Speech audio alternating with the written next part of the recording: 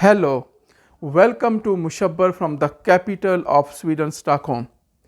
In my couple of previous videos, I have talked about taxes in Sweden, but I forgot to share one interesting story. Remember that if you have watched my previous videos, if you have not watched, please watch my previous videos. In my previous videos, I have talked about how much taxes you as an employee is paying to the government, and also how much taxes your employer is paying to the government because they have hired you, they have given you a job. On top of that, I have also talked about value added services.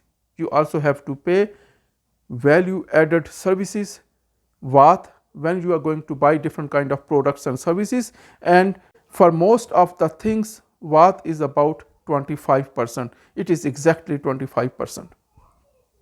I mentioned in my previous videos that if you have a good job, if you are earning over 100,000 Swedish krona per month, then probably you are paying taxes around 50% of your salary to the government. And if you add VAT, that is 25%, then you are probably paying 75% taxes to the government.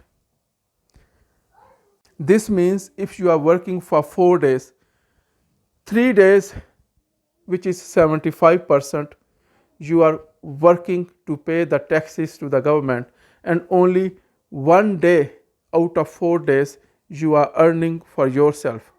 So 1/4 of your salary you are going to spend on yourself, that is your income. The rest will go to the government as a taxes.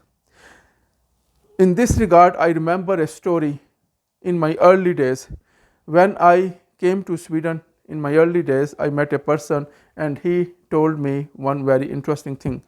I still remember his wordings. He said to me, if you are working in Sweden for 5 days, he did not use 4 days, he used 5 days. So if you are working in Sweden for 5 days, he said that then 4 days of your income goes to the government in the form of different kind of taxes, plus 1 day of your income you are spending on yourself.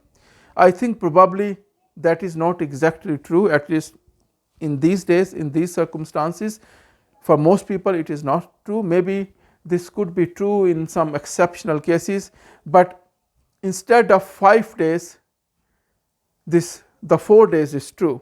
So today it is completely true that if you work for 4 days in Sweden, then 3 days you are earning for the government, and for 1 day you are earning for yourself. So I think this was very interesting point I should tell you.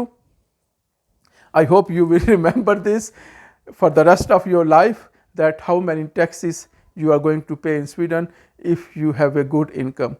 Thank you to all of you. Goodbye.